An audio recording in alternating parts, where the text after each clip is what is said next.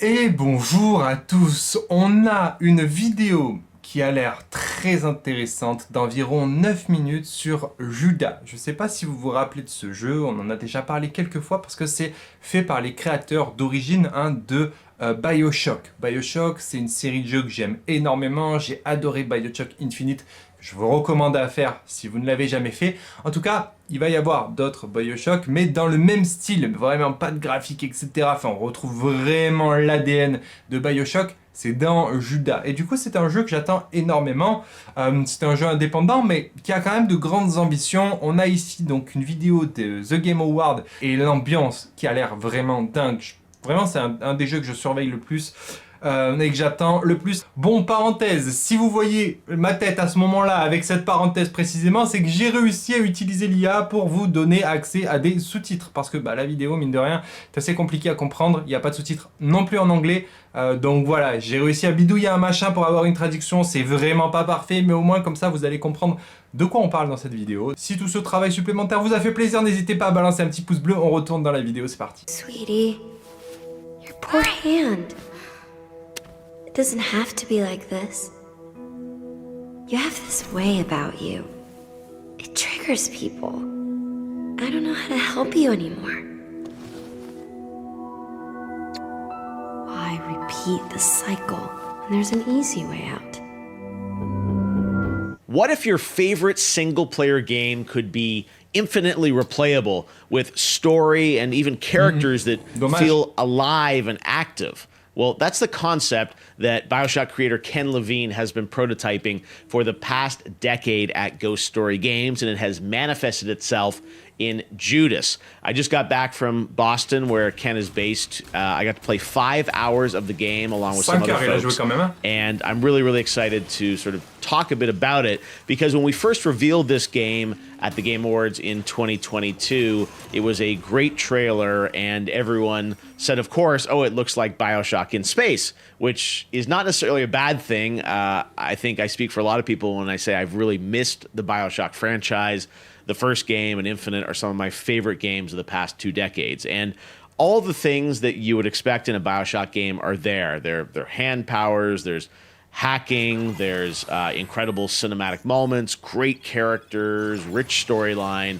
But there's something more going on behind the scenes. And this is something that is really hard to describe or showcase in a trailer. So I think Ken wanted a bunch of us to come in and sort of play the game to see how this idea of narrative sort of versatility comes to fruition in the game. Now, the game is not done by any means, and we only got to play sort of the first 4 or 5 hours of it, but it was really cool to see what Ken is doing in this game. Now, I don't want to spoil a lot about the plot of the game, and I will also say that Ryan McCaffrey and IGN did a great interview with Ken.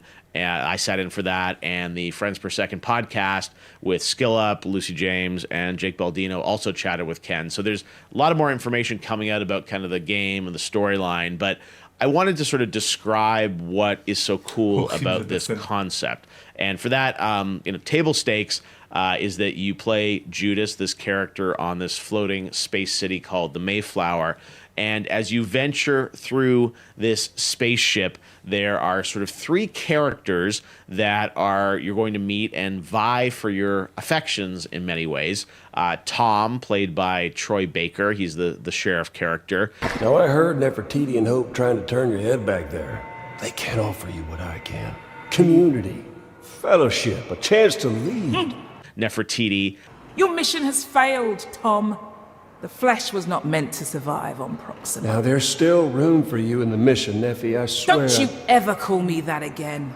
And Hope. I was so certain I was helping people fix their lives.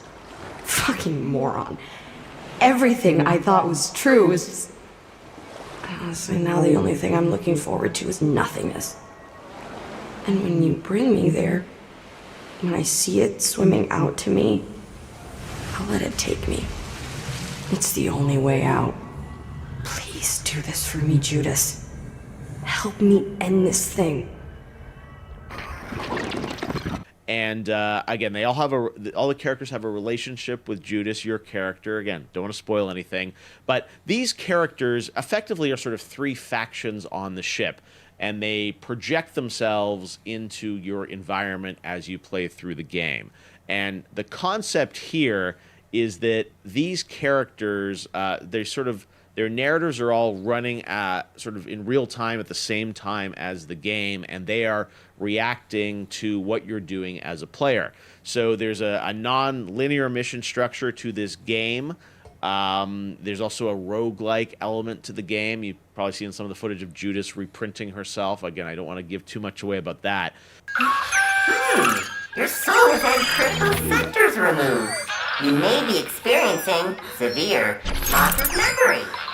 But the real cool concept here is that these three characters, their storylines are alive, and kind of like the Nemesis system in Shadow of Mordor, if you remember that from, I don't know, 7 or 8 years ago, these characters remember and react to what you're doing as a player. So, for example, as you're playing through this game, you'll have different missions that each character will kind of take you on or ask you to go on.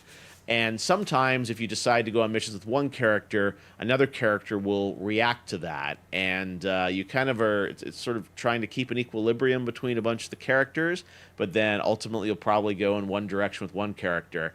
And they all have sort of different missions or moments. So I had a few moments playing this game where, for instance, Tom was upset that I was spending too much time with Nefertiti, and he would project himself into my environment, talk a little smack about her. He would try and bribe me with an offer of a weapon, but I'd have to go over and do a mission with him. You go do a mission with him, and then Nefertiti might show up in your level and say something, or even sabotage the health station that I really needed in that level.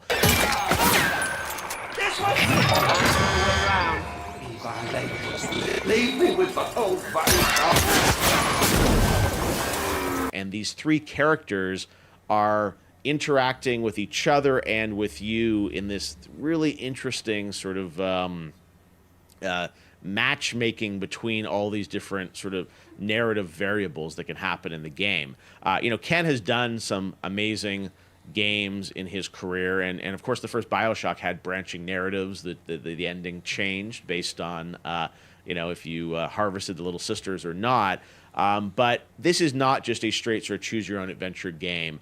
The narrative is much more modular. And the idea is that I think if I play the game and someone else plays the game, we will each have a different experience. Or if even I play the game multiple times, as I was talking about at the beginning, the experience hopefully would feel fresh and unique, and not just sort of a linear or node-based sort of pathing through the plot. I will also say this is not like a generative AI thing where the character dialogue is real-time generated. It's all handcrafted, and that's what's so cool about this game is it's got everything we love about a BioShock game, but as it plays out, every player, I think, will have a different experience. Of course, this really, really can only be judged when the game is finished, because we want to see sort of how much narrative variability there is at the end between, different playthroughs of it.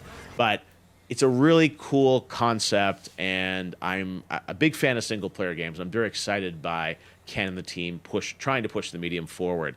I would encourage you to check out those interviews with Ken to have him kind of explain and describe where they're at with the game. But I wanted to record this video, something I don't normally do, because I think this is a game that you have to hear about and ultimately experience to really understand what Ken and the team are doing. But it is definitely something I'm very highly anticipating, and it was fun for me to go into a game studio, to get to just play a game with some other people, which is something that we actually rarely get to do anymore post-COVID and with the way the world is right now.